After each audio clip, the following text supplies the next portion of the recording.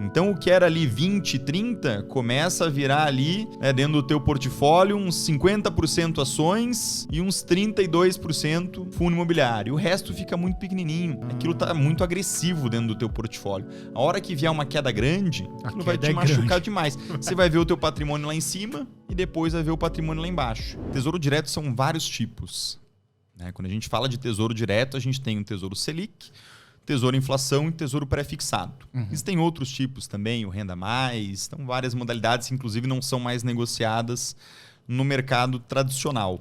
Eu gosto de levar até o vencimento, mas você pode também operar no mercado secundário de renda fixa. Tanto na ponta compradora, foi assim, por exemplo, eu consegui pegar aqueles títulos semana passada, CDBs pagando 18% ao ano, com prazo de 4, de 5 anos, uma taxa bem absurda. E foi assim, por exemplo, que eu já vi clientes conseguirem ganhar em 3 meses 10%, 8%, porque compraram num momento que a Selic estava um pouco mais alta e venderam no momento que a Selic está baixa. E nesse tipo de situação, você não deve olhar só para a Selic. Você deve olhar para um negócio, presta atenção, isso aqui é bem importante. Vocês vão aprender um negócio que provavelmente vocês nunca viram na vida, se não foi comigo comentando em algum lugar. Chama DI Futuro. DI vem do CDI, que é muito parecido com a Selic. DI Futuro são contratos da Selic negociados para 2025, 2027, 2029, 2030. É baseado nisso que são lançados os títulos do Tesouro, que são lançadas as taxas de CDB para dali a 5, dali a 4, dali a 6 anos. Então é para isso que você deve olhar. Não interessa se a Selic está 13,75. O que interessa é o DI futuro para aquele prazo específico. Porque pode ser que a Selic esteja aqui, mas no futuro ela já está sendo negociada por aqui. Então já existe uma diferença e uma tendência de baixa. Isso vai influenciar no pagamento. Agora, o mais interessante é você comprar essa curva futura no topo, imaginando que ela vai fechar. Fechamento de curva seria uma queda da Selic no futuro. Então, esse conceito de DI futuro é bem bacana, porque você começa a entender ágio e deságio. O que ele está tentando fazer de comprar na alta da Selic e vender na baixa da Selic é uma operação onde você vai sair com ágio. Vai sair com ganho adicional, que é justamente o contrário do que os bancos americanos foram obrigados a fazer quando todo mundo resgatou. Que foi você comprar numa taxa de juros americanos baixa e vender numa alta. Aí você sai com o inverso que a gente chama de deságio. Nesse tipo de situação, você sai perdendo. Entendi. Então, eu gosto de levar até o vencimento, mas se você quiser operar com renda fixa, escolha títulos do Tesouro que são mais líquidos. Com um CDB, não vai dar muito certo. Entendi. Não, beleza. Aí o Ricardo Rocha também falou em seguida, perguntou assim, quais seriam as melhores opções em renda fixa? A gente chegou a comentar as melhores opções? Ainda não, né? Vamos falar um pouco sobre isso. Aí a gente entra nos fundos imobiliários, tá? Perfeito. Marco, dá uma olhadinha, ver o que deu uma batida ali. Alguém abriu a porta e fechou, foi isso ou não? Pode ser o vento. Foi o vento, né? Se for só encosta o chinelinho ali, gente, uma pausa rápida aqui. Só importa, não passa a chave, não. Tá, importa o chinelo. Deve ser aí, foi o vento. Aí, então. Vamos lá, gente. Vamos lá. Os melhores títulos de renda fixa. CDB, LCI e LCA. Para quem tem pouco dinheiro. Vou falar primeiro para quem ali tem até 2 milhões de reais. Eu imagino que seja o caso da maioria das pessoas que estão nos assistindo. Não sei se você tem um público que tem muito dinheiro. O público aqui é só 10 milhões para cima. É só 10 milhões para cima. Mas todo mundo colhe milho, come pamonha. Vamos ter uma empatia ali. Eu não cheguei ainda nesses 10 milhões, então vou ter empatia com o pessoal ali que está com menos de 2. Tá Nesse bom. tipo de situação, por que o CDB, o LCI e o LCA são os mais interessantes? Né? E às vezes quando eu falo só CDB, você pode entender como CDB, LCI e LCA. Você tem uma proteção chamada FGC. Isso a gente já falou várias vezes, mas ela te protege até R$1 milhão e 250 mil por banco que você está emprestando dinheiro. Então, no BTG, você pode emprestar dinheiro para uma infinidade de bancos. Você pode ter 1 milhão ali e emprestar para vários. Inclusive, quebrou um recentemente, que é o BRK. Nos Estados Unidos, existe também uma proteção, né, que é o FDIC, né, não, o FDIC, que a gente chama. Então, você tem a proteção também lá de $250 mil, quando os bancos quebram. Então, existe essa proteção e você deve se aproveitar dessa proteção uma vez que você é pequeno. Os títulos CDBs, LCs e LCAs vão pagar mais do que o Tesouro porque eles são mais arriscados. Mas se você tem a proteção do FGC, você traz o teu risco um pouco mais para baixo. Então você tem uma vantagem sendo um investidor pequeno. E só para eu entender, se o limite do Brasil é 60 mil... É 60 mil? Não, aumentou, né? Do LC... 250 mil. 250 mil, tá. Isso, e 1 milhão por CPF. E 1 milhão por CPF. Por banco emissor. Ou seja, você tem então que ter 250 mil investido em 4 bancos para você chegar no... Exatamente. É 250 mil por banco por CPF. Exatamente. E você tá. sempre coloca menos do que 250 mil. Porque você tem que imaginar quanto que aquilo vai se tornar até o vencimento. Então você pega um CDB de 5 anos, coloca ali 100 mil. Porque aí vai crescer para 200, 200 porque e vai pouco. crescer para alguma coisa pertinho ali. Entendi. Né? Você está sempre protegido pelo FGC. Não adianta você colocar 250, porque no dia seguinte ele já rendeu um pouco, ele já rompeu o teu FGC. Então sempre fica protegido. Por isso que eu acho que esses são os melhores títulos para quem é pequeno. Para quem já está muito grande, já é mais difícil. Você vai ter que ir para crédito privado, que são os CRIs, CRAs, debentures, FDICs, né? Tesouro direto, se você quiser mais segurança. Então você vai ter que utilizar de outros recursos. Mas para o cara que é pequeno, vai de CDB, que é sensacional, né? Monta a escadinha com os CDBs que eu ensino ali, tanto no Assumindo o Controle quanto nos posts ali do Instagram, que é uma estratégia sensacional. Que é o jeito, né? Vamos falar um pouco então de fundo imobiliário, porque eu vi recentemente algumas pessoas vendendo isso como investir em fundo imobiliário, como se fosse uma coisa sensacional. Outras pessoas, não é bem assim. E a gente vê o caso, por exemplo, Americanas quebrando, né? Como é que é? Não tá pagando aluguel, você vai impactar alguma coisa, né?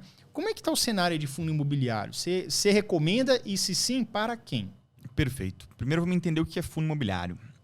Em 1960 foi criado uma modalidade que a gente chama de REITs nos Estados Unidos, né? Que são os fundos imobiliários americanos. Inclusive, quando a gente pega artigo científico, eles chamam os fundos imobiliários de Brazilian REITs, né? Os REITs brasileiros.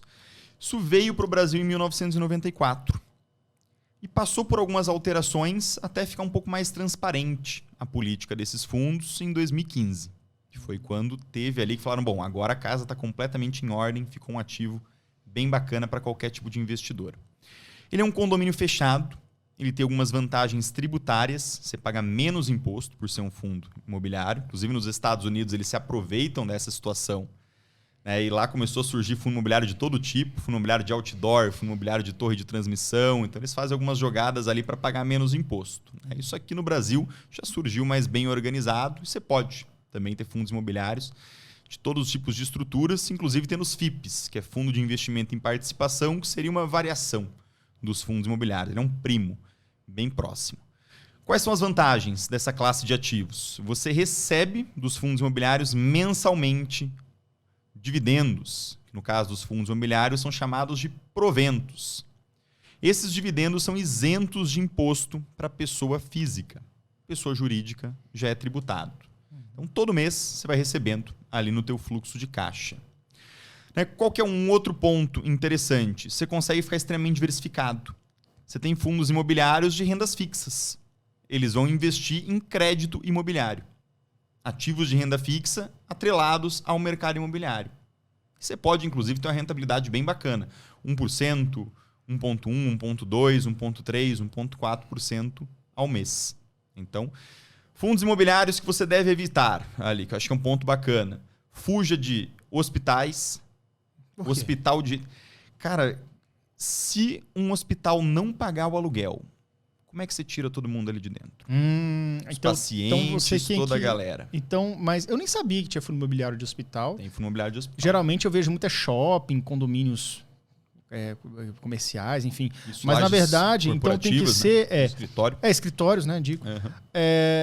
Mas então seria interessante que você tenha um fundo que você possa cobrar com mais veemência ou até mesmo demitir um credor, um inquilino. Exatamente. Que tá, sei lá, Americanas. Porque Americanas geralmente chega no shopping e pega um pedação, né? Exatamente. E alguns que sejam fáceis de você conseguir realocar. Por exemplo, Americanas. Você pode oferecer isso para várias lojas de varejo. Você pode chegar para Centauro, para Livraria Cultura, para Magazine Luiza. Pode inventar o que você quiser ali naquele espaço. Provavelmente vai ser fácil de alugar. Agora você tem um galpão gigantesco do lado de uma fonte boa de água. E esse galpão está alugado para Ambev. encerra o contrato, a Ambev está querendo reduzir a operação naquela região e vai montar no Espírito Santo, porque o imposto é mais barato no Espírito Santo. Vai tirar aquilo ali de um estado qualquer ali, Minas Gerais, sei lá. Como é que você vai alugar esse galpão para outra empresa? E tomem muito cuidado. Quando a gente fala de fundos imobiliários, entenda o que tem dentro do fundo. Olha para dentro do fundo imobiliário. Shopping centers. Shopping centers. Entenda quais são os shoppings. Isso é shopping de médio padrão, de baixo padrão, de alto padrão? Como é que está o consumo nos shoppings?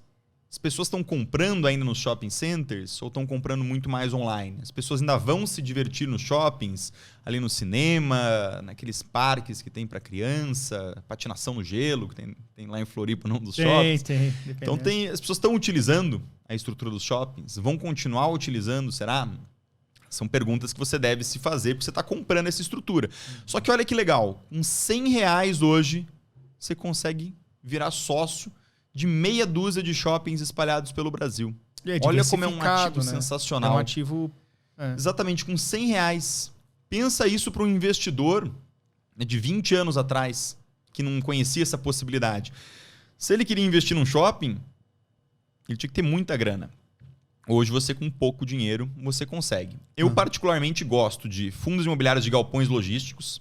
Galpões logísticos. Um galpão logístico é muito difícil de dar problema.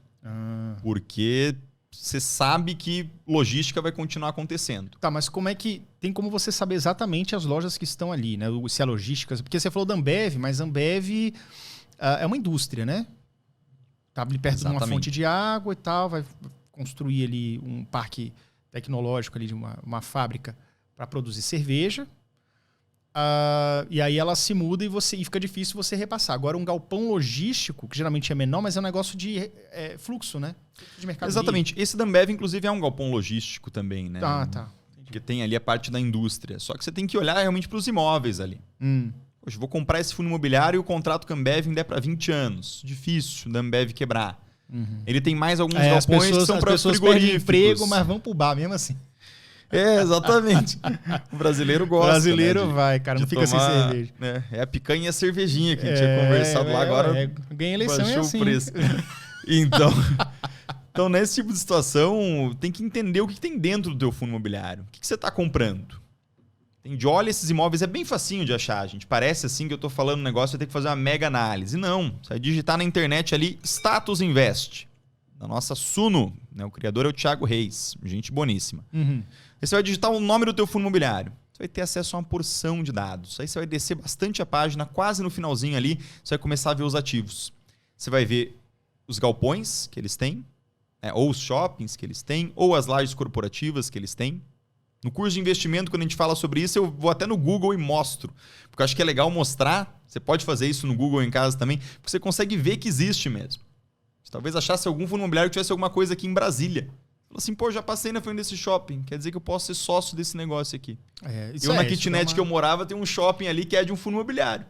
Já teve uma situação ali de respondendo uma caixinha, eu falei assim, inclusive nesse fundo aí que a gente estava conversando, ele é dono desse negócio aqui. Aí eu mostro ali da janela e falo, pô, existe de verdade esse negócio na prática. Então entenda os fundos, vocês entendam o que tem dentro desse fundo, que vocês vão se sentir mais confortáveis ali com os dividendos. Entendi. E aí vai comprando todos os meses, né? Que eu acho até que é legal fazer um adendo, Yuri, desculpa te interromper. Pode falar, vamos lá. Mas como é que eu enxergo todos os ativos que a gente está conversando, né? O ponto que vocês devem se atentar é que não existe o melhor investimento. Não é, poxa, de todos que o Rafa falou, o que eu mais gostei foi o CDB, o que eu mais gostei foi o fundo imobiliário. Ou não, eu quero dividendos de ações. Tudo isso tem espaço no teu portfólio. Não é porque o CDB está melhor que você não vai ter nada em fundo imobiliário. Defina as porcentagens que você quer ter. No momento que os fundos imobiliários dispararem, você vende um pouco deles. No momento que eles caírem muito, você recompra um pouco deles. Então, como é que é meu portfólio hoje? Mas olha só, porque a meu raciocínio, desculpa. Não, por favor. Quando cai, tudo bem comprar mais. Porque fundo imobiliário é aquela coisa, assim, as pessoas não vão deixar de alugar imóveis. Eu vejo como uma coisa segura. Apesar de que não paga tanto. Se você olhar, é um pouco mais, assim... É conservador. Fundo imobiliário é conservador, tá? Na minha opinião.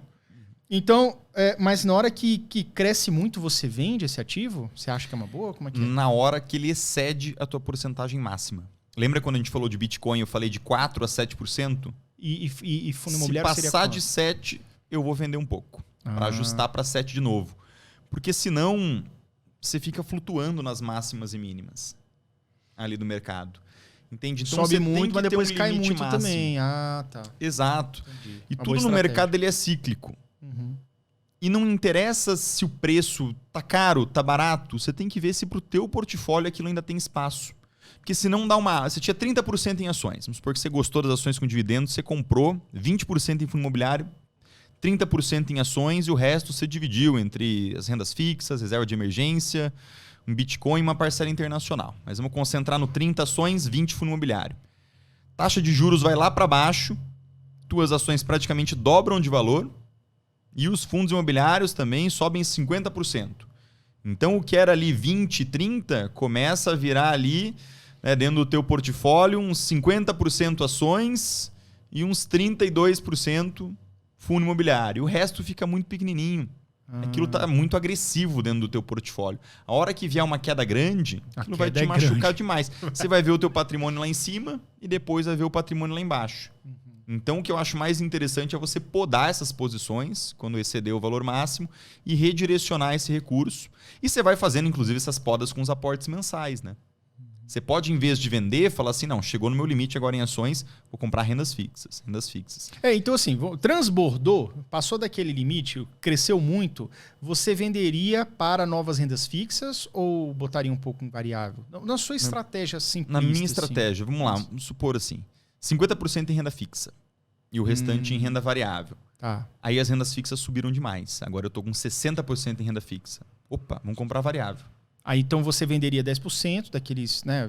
Isso, renda fixa é mais difícil de vender, porque tem ágio e deságio, se a gente está falando de CDBs. Tem um contrato ali, né? Com novos aportes eu faria o ajuste. E tá. também renda fixa não tem aquela situação de disparar como uma ação, né? A ação ela tem mais volatilidade. A renda fixa ela vai subindo, então você consegue fazer essas correções compra mais do que você com novos aportes, você está produzindo e trabalhando, você compra mais ações para equalizar os 50-50. Exatamente. Você vai sempre equalizando. Isso faz com que indiretamente ao longo dos anos você compre barato e venda quando está caro. Vamos pensar no Bitcoin, por exemplo. Quando explodiu o Bitcoin, estava lá em cima, né? Se eu seguisse estratégia na época não seguia, teria vendido uma parte. Quando caiu, eu não comprei. Teria sentido, eu consegui repor. Uhum. Eu fiz o movimento na hora da compra. Na hora da venda, ainda não tinha esse tipo de filosofia de investimentos. Entende? Então, isso facilita fazer os ajustes. Legal. Com as ações, as mesmas coisas. Em 2019, que subiu demais, dá para ter vendido um pouco e reajustado.